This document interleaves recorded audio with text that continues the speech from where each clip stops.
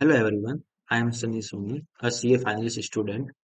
I recently took the CA intermediate examination in May 24 attempt and passed with an overall score of 389 out of 600, which is 64.83% with exemption in all the subjects.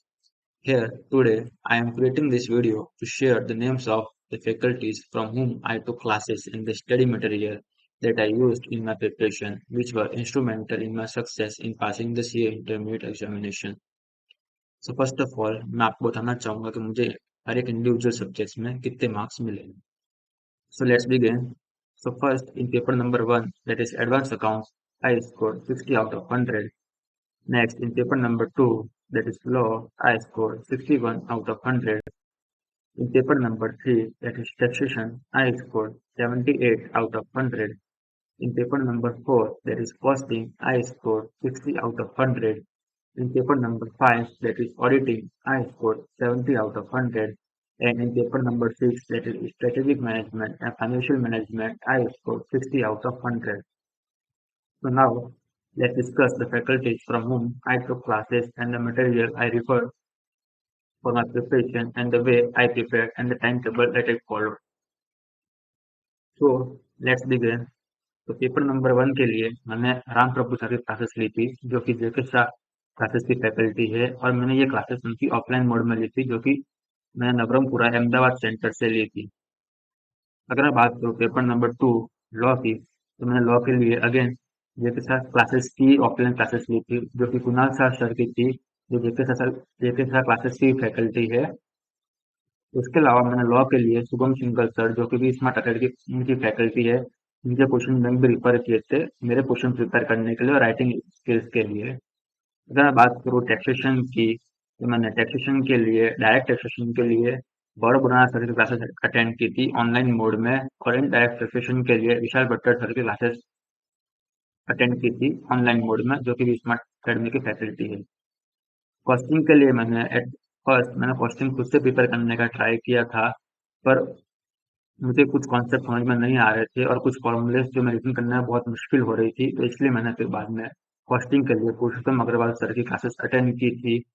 और उनके बारे में मैं एक चीज कहना चाहूंगा कि जो उनका अप्रोच है और जो उनके फॉर्मूलेस है, जो फॉर्मेट्स को वो लर्न करवा देते हैं, उससे एग्जाम में बहुत हेल्प होती है और उनके फॉर्मूलेस बहुत जल्दी आपको एग्जाम में रिकॉल हो जाते हैं। और जो उनकी कॉन्सेप्ट बुक और जो क्वेश्चन आंसर बुक है, वो बहुत ही अमेजिंग है, और उनकी कॉन्सेप्ट बुक में सब कुछ एकदम डिटेल्स में लिखा हुआ है, एकदम शॉर्ट फॉर्म में लिखा हुआ है।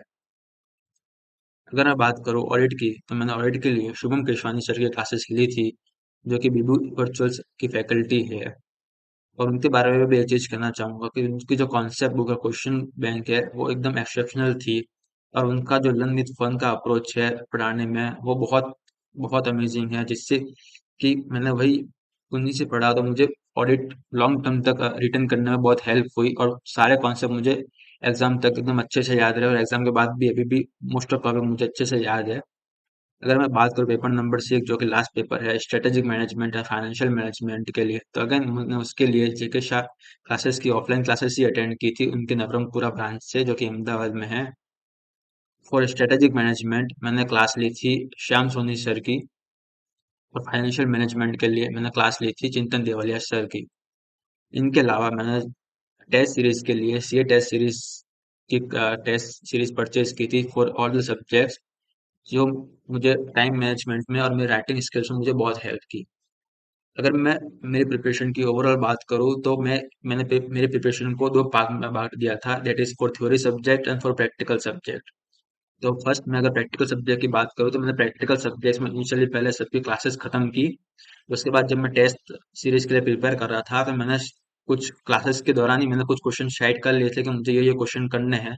तो इनिशियली मैंने हर एक सब्जेक्ट के अराउंड 100 क्वेश्चन शाइट किए थे। फिर जैसे जैसे मैं टेस्ट सीरीज अटेंड करता गया और जैसे जैसे मेरा नेक्स्ट टू नेक्स्ट रिवीजन होते गए, वो 100 क्वेश्चन मैं धीरे धीरे कम करता गया कि मुझे, और मैंने अराउंड 20 to 30 क्वेश्चन पे ला लिए, जो मुझे एक दिन एग्जाम के एक दिन पहले मुझे प्रिपेयर करने थे।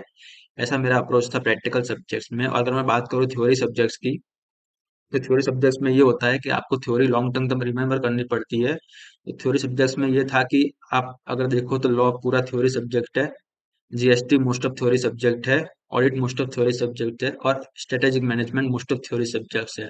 तो मैंने इनमें ये किया था कि सबसे टफ ऑडिट ही पड़ता था। हालांकि मैंने शुभम कृष्णानी सर की क्लासेस में मुझे इजी हुआ, पर ऑडिट रिमेम्बर करने में मुझे थोड़ी दिक्कत हो रही थी। तो मैंने ऑडिट और बाकी सब कुछ थ्योरी सब्जेक्ट में सेम अप्रोच लगाया कि मैं पहले उनकी क्लासेस खत्म करी, फिर मैं हर दिन 1 या 2 घंटे थ्योरी सब्जेक्ट्स को दिया करता था ताकि वो थ्योरी सब्जेक्ट छूटे ना, और मैं पूरा रिवाइज करता जाऊँ धीरे धीरे ताकि थ्योरी सब्जेक्ट का वो मेरी पकड़ ना छूटे और मैं उन्हें लॉन्ग टर्म तक रिटर्न कर पाऊँ। उसके अलावा जो टेस्ट सीरीज थी मैंने उसमें भी थ्योरी थ्योरी सब्जेक्ट पे ज़्यादा फोकस किया टेस्ट सीरीज पे, क्योंकि इनिशियली जो आपकी राइटिंग स्किल्स होती है वो मैटर करती है एग्जाम में। आप आपके हिसाब से जो लिख के आता है वो मैटर नहीं करता, जो एग्जामिनर को चाहिए आपको वो लिखना पड़ता है। तो उसीलिए मैंने राइटिंग प्रैक्टिस बहुत की थी थ्योरी सब्जेक्ट्स के लिए, स्पेशली ऑडिट और लॉ के लिए। और मैंने जो टेस्ट दिए थे उनमें जो मुझे कमेंट्स भी आते थे और जो फीडबैक्स मिलते थे मैं उन पे वापस काम करता था, वापस उनको इम्प्रूव करता था। तो ये मेरी पूरी प्रिपरेशन स्ट्रेटजी। और जो अगर मैं टाइम टेबल की बात करूँ तो मैं अप्रॉक्स दिन में ज़्यादा नहीं 10 से 12 घंटे ही पढ़ा करता था। और मैंने एक टाइम टेबल बना लिया था एक्सेल शीट पे, और मैं उस पे टाइम अलर्ट करता था कि मुझे एक वीक पहले पूरा टाइम टेबल बना देता था और हर दिन का टाइम अलर्ट करता था कि मुझे इस दिन में इतने घंटे ये पढ़ना है। तो मैंने उसकी पूरी एक्सेल शीट बना ली थी, और हर एक सेशन के बाद अब मीन्स हर एक 3 घंटे के बाद मैं उस पर अपडेट करता था कि मेरा ये टारगेट जो 3 घंटे का टारगेट था वो कंप्लीट हुआ या नहीं हुआ। और at the end of the day मैं पूरा देखता था कि मेरा क्या क्या अचीव हुआ, और जिसके लिए मैं फिर नेक्स्ट डे का प्रिपरेशन उस हिसाब से करता था। और अगर मैं थ्योरी सब्जेक्ट की और डिटेल में बात करूँ तो जैसे आप देख सकते हैं मेरे पीछे ये जीएसटी का चार्ट लगे हुए हैं, यहाँ पे टैक्सेशन के चार्ट लगे हुए हैं, डायरेक्ट टैक्सेशन के। उस साइड मेरे कुछ ऑडिट्स के चार्ट लगे हुए हैं, उसके ऊपर मेरे टेस्ट सीरीज के चार्ट लगे हुए हैं। तो मैं हफ्ते में 2 या 3 बार इन चार्ट्स को पूरा रिफर करता था, पूरी इस वॉल को रिफर करता था चार्ट्स के लिए।